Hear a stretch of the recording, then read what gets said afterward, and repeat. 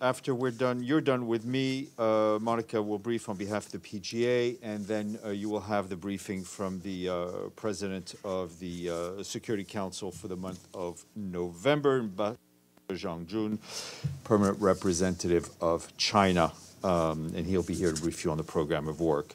A number of you have been asking me all morning about our reaction to the latest round of violence in Gaza, notably in the Jabalya camp. I can tell you that the Secretary General is appalled over the escalating violence in Gaza, including the killing of Palestinians, including women and children, in Israeli airstrikes in residential areas of the densely populated Jabalya refugee camp. And those attacks took place yesterday and today.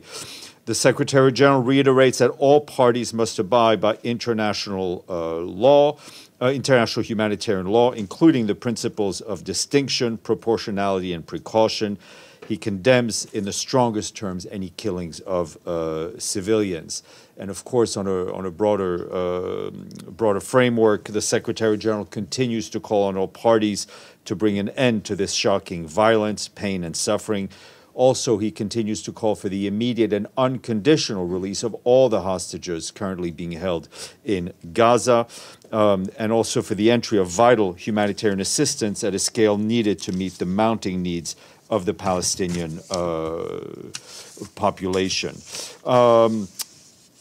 I can also tell you that today the Commissioner General for the UN Relief and Works Agency for Palestine, UNRWA, and that is Philippe Lazzarini, visited Gaza today, where he met with Palestinian communities and UNRWA colleagues who continue to serve who serve the civilians in Gaza during this very difficult time.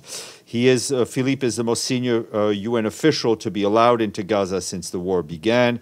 He said he was there to show his appreciation for UNRWA staff in Gaza, adding that UNRWA has lost 70 colleagues to date. He said that the staff told him that fuel is very much needed and that more than ever, humanitarian pause is also needed.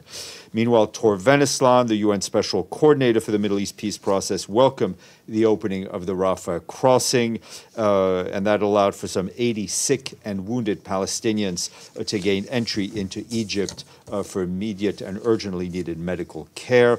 We also understand that some 500 foreign passport holders were allowed out, and we also were able to do some rotation of UN staff.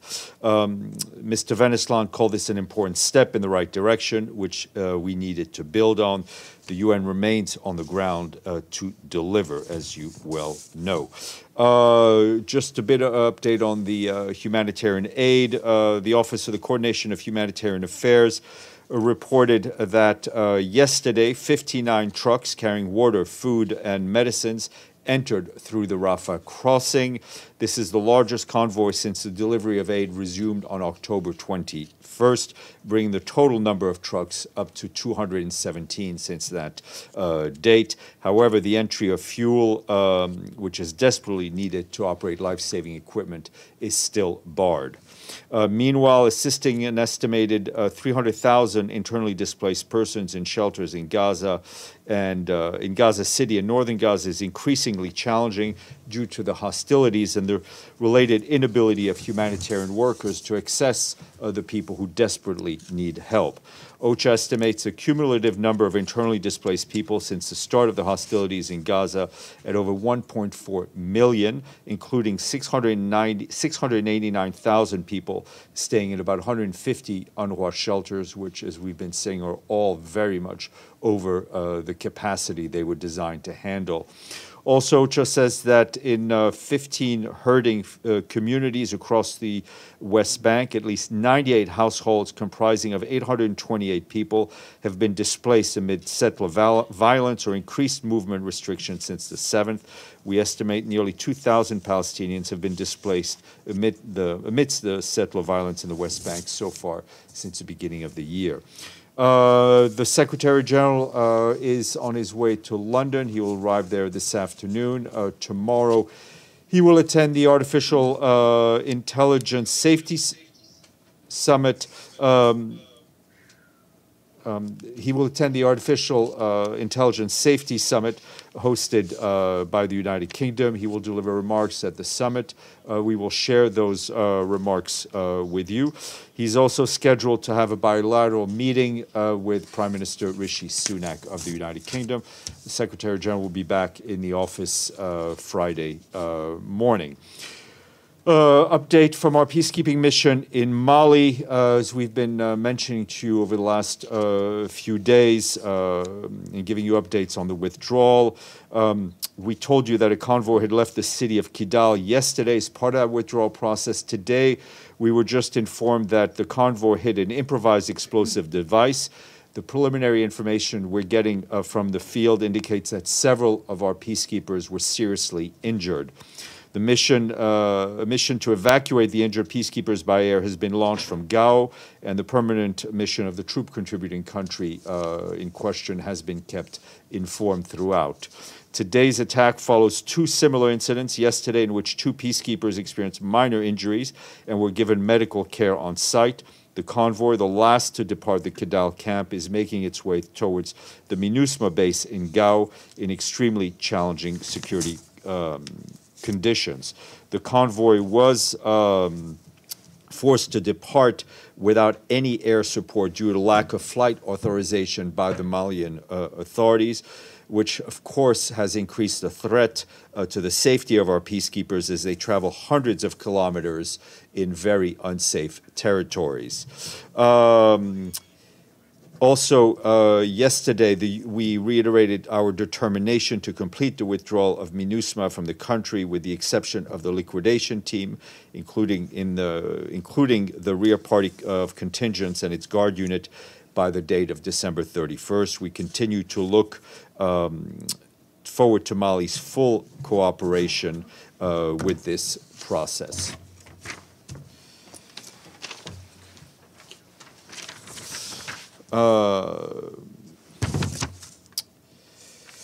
Another peacekeeping update, this time from the Democratic Republic of the Congo, regarding the recent allegations of serious misconduct by members of the South African contingent deployed as part of the peacekeeping mission, MONUSCO.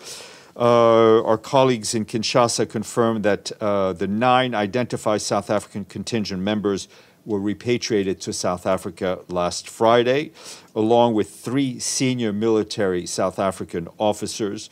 And that was following our decision on the matter, which was communicated to South African authorities on October 12th. A team of investigators from South Africa is investigating jointly with the UN Office for Internal Oversight. As the investigation progresses, any identified victims will be referred for assistance in line with the UN Comprehensive Strategy on Assistance with Support to Victims of Sexual Exploitation and Abuse. Meanwhile, the mission has reinforced monitoring of its camp, exit and entry points, curfew measures, and visit to out-of-bound areas, while prevention activities among its personnel and host communities continue. I will leave it there and happy to answer your question. Edie.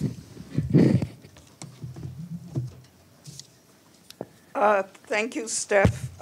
2 quick follow-ups. Is Mr. Lazzarini staying in Gaza, or was this just a one-day visit? He was not able to overnight.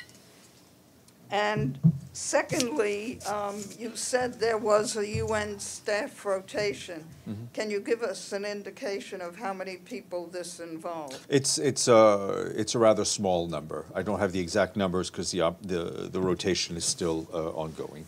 And since the Secretary General is going to be back here Friday, is there any chance that he might want to talk to us? Because I know there's always a chance. And as I told you about Martin, I'm always happier for him to answer the questions rather than me. Pam, then Deji. Steph, can you at some point get us a breakdown of the 217 trucks, of which agencies they came from? I mean, are all agencies being allowed in? Yeah, I'm not sure I can. I'm not sure I can give you the granularity of a load list, because some of the goods I mean, they're from different agencies. Some of it are from the Egyptian Red Crescent. I mean, I've kind of given you the breakdown of what we had, right? Of what went in, but I'm not sure. I don't know if I can give you if we have the packing list here. All right, the final, I mean, the second one is just, are the UN supplies going through the Egyptian Red Crescent or directly in at Rafah? They're going in as WFP trucks and. Yeah, I mean, they're going in. It's a mix of UN and my understanding also Egyptian Red Crescent. Okay. Yeah. And is Martin Griffiths going to Gaza? No, I think as I said yesterday, he's on his way back to New York. Thank you. And can he talk to us? Yeah, the more people can talk to you, the happier I am. Deji, then Emmanuel, then I'll go to this side of the room. First, a clarification, no fuel. That's exactly what I just said.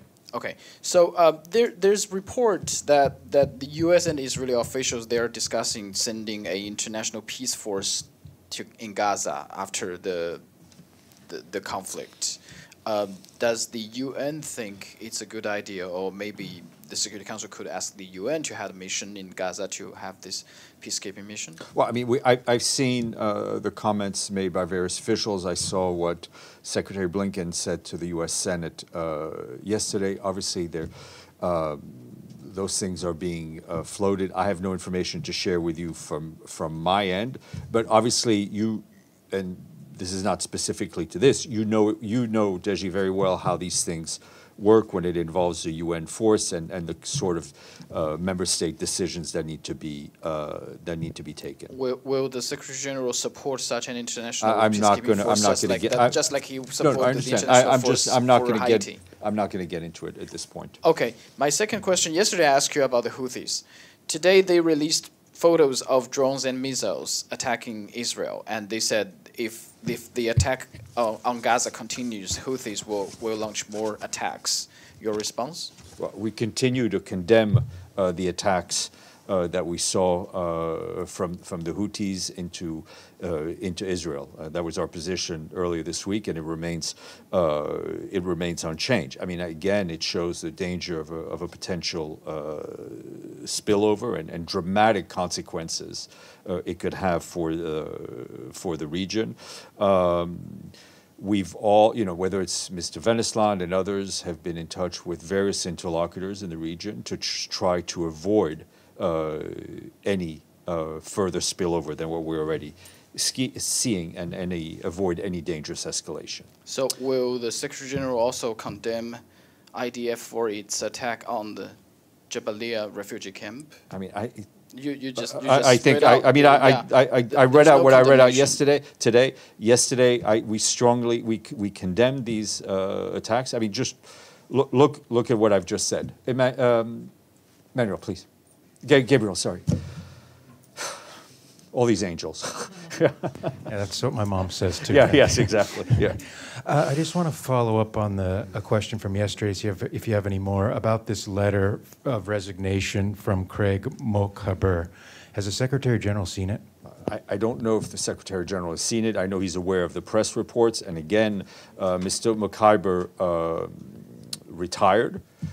He sent a letter to the High Commissioner. The views expressed in the letter, despite being on UN letterhead, are the views of its authors and are not the views of the High Commissioner's office or of the organization. To follow up on that, he calls what's happening in Gaza genocide. I know you've spoken about this at the podium many times, but is it still the Secretary General's position that the issue of genocide should be decided by the court? It's not so much his position. It is a legal position that the Secretary General does not have the authority to designate an event a genocide. Within the UN context, it is decided by an appropriate judicial body. Maggie, and then Linda, then Joe. Okay, so just going back a bit on Mr. Lazzarini, where in Gaza did he go? To north, central, south? I mean, he was in the southern part, not too far from Rafah. So he went in through Rafah? Yeah, he did. Okay. And went out through Rafah as well. Okay. And the 300,000 who are displaced in Gaza City or who are in Gaza City, the civilians, who's assisting them? Does UNRWA still have any staff there, or has everybody gone south? It's very challenging to get to those people that need help. Some of our staff chose to stay behind, right? So some staff is delivering, but we just don't have the infrastructure and the staffing to meet the needs of the people who stayed in the northern part. And do you have any UNRWA staff on the ground in or near Jabalya camp? Yes, I believe we do. I mean, so what have they told you about the strikes? strikes? I haven't, I mean, you should check with UNRWA. I haven't had a chance to speak to them directly. Yeah. What did I say? Linda, then Joe. Thank you, Steph. I've been away for almost 2 weeks, so I may be a little... The transcripts and the video are available for you to watch. Well, you know, we sort of have to okay, read I understand. Anyway, long story short, the question is, are there still about 500,000 Gazans sheltering with UNRWA? So it's more. It's more Yeah, than that. yeah. But the question I have is, what's the quantity of food they are receiving? I mean, how much food does UNRWA have to provide for, more than 500,000 people? I mean, I don't have the breakdown on the stocks, right? But they're not sufficient. I mean, we went from, I think 500 truckloads going in every day into Gaza, which was both humanitarian but also commercial goods for commerce, for food commerces, for bakeries, for restaurants, and so on. None of that stuff is going in. So we have limited, I mean, from our end, we have limited stocks of flour. We have a huge challenge with water. Some of the desalination plants that UNRWA operates went from 4 hours a day just a few days ago to now 1 or 2 hours a day, because we're really trying to squeeze the last possible drop of fuel. It continues to be a desperate situation. And just to follow up, given the UN's major presence on the ground in Gaza, are there, and clearly have to deal with the authorities in position, is there any kind of serious discussions, outreach to the Gazan authorities about releasing the hostages? There are discussions going on at various levels with various parties to push for the release of hostages. Our position is clear, is that they should be released immediately and unconditionally. Mr. Klein, then Yvonne, then Stefano. And then yes, I believe you said, because I do look at the videos and read the transcripts, that the United Nations has no reason to disbelieve the casualty figures that are provided by the Hamas-controlled health authority in Gaza. Is that correct? that is indeed correct. Okay, so then I'm going to ask you, what basis does the United Nations have to question the IDF's intelligence that the refugee camp that they struck was being used as a Hamas operation center, and in fact that they had successfully targeted a Hamas commander, and also given the fact that Israel has issued successive warnings to residents in northern Gaza to evacuate. Have I questioned it? Well, No, I'm just asking you, have I questioned you it? just said that that the Secretary General condemned, you agreed to the word condemn, the airstrike on the refugee camp. What I said is that we condemned the killings of civilians. Well, yes, but if I think you're splitting. No, this is important. Hairs. This is important because under international law, if in fact there's a multi-use facility and there's good reason to believe that even a residential civilian area is being used for military purposes, and warning is given to civilians in advance to evacuate, that's still considered a legitimate target under international law. Joe,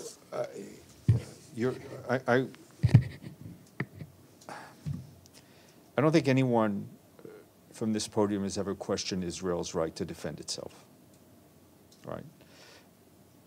I will reread what I just said. The Secretary General reiterates that all parties must abide by international humanitarian law, including the principles of distinction, proportionality, and precaution. He condemns in the strongest terms the killings of any civilians. I'm not going to, I don't have the courage or the intellectual capacity to engage in a legal debate with you.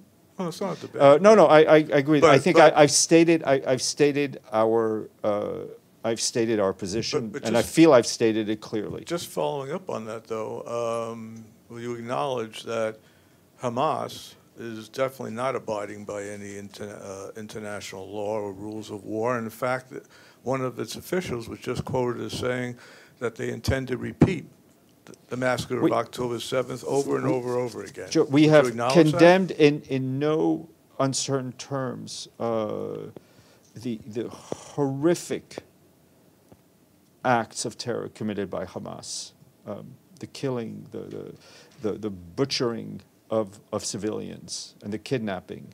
We have spoken out against the use of people as human shields. So I think our my vocabulary is limited, and I think I've run out of words. Yvonne will help me with words, and then Stefano. Thanks, Steph. My question is about the forced deportation of Afghan refugees from Pakistan. The deadline is today. Hundreds of thousands of people affected. Have you got a response or a comment from the SG on that? Well, I mean, we're very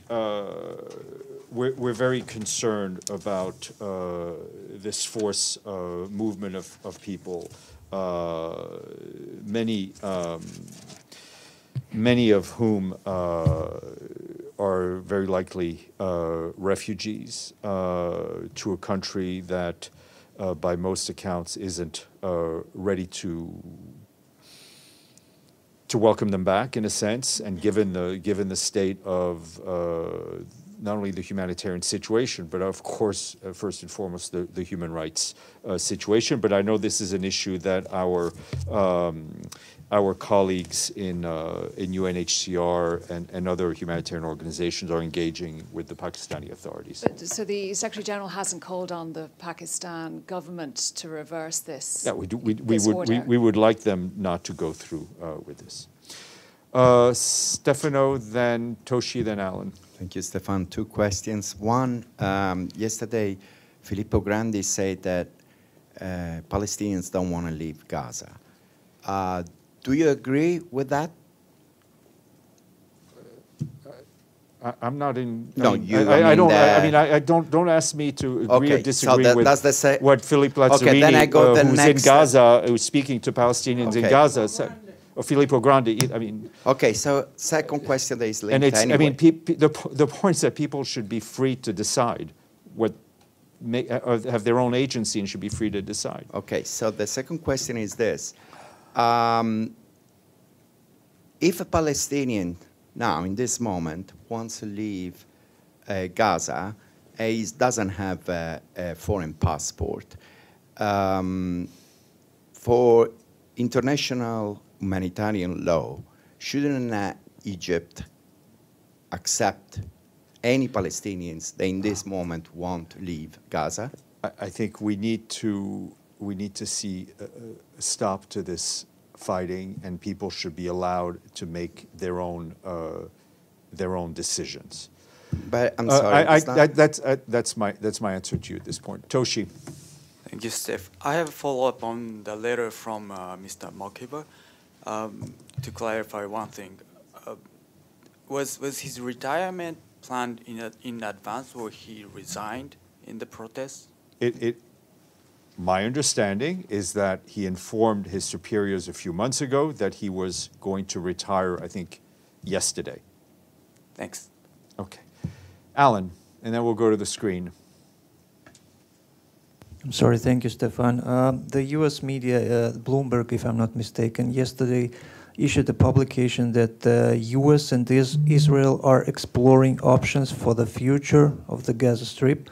including the possibility of a multinational force that may involve American troops and Israeli forces there. My question is, does the UN consider legal the military presence of foreign troops without the UN mandate in the Gaza Strip? I'm not going to speculate into what may or may not happen. Let's go to the screen. I think Jordan, then Mushfiq, then Ali. All right, no, Jordan, Mushfiq, please go ahead. Thank you, Stéphane. The Human Rights Watch has called upon Bangladesh's international partners to insist that elections cannot be considered fair when the opposition is targeted, harassed, and behind the bars.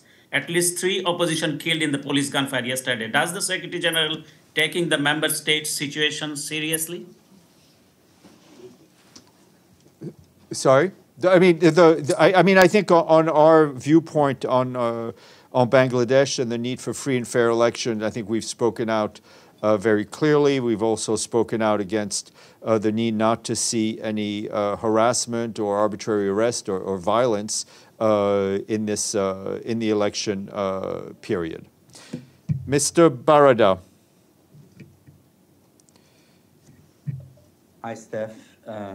I have a question whether the UN personnel who are in Gaza have any access to the hospitals, to the functioning hospitals in Gaza. My understanding is that WHO has, but you should check with them on the granularity of that. Was the UN trying to get a real number of how many killed or injured are brought?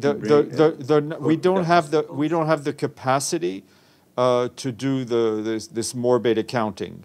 As we've said, we rely on the figures given by the Ministry of Health in Gaza, and I think I've explained over the last few days our position on those numbers. Okay, thank you. Thank you all. I will leave you with Monica.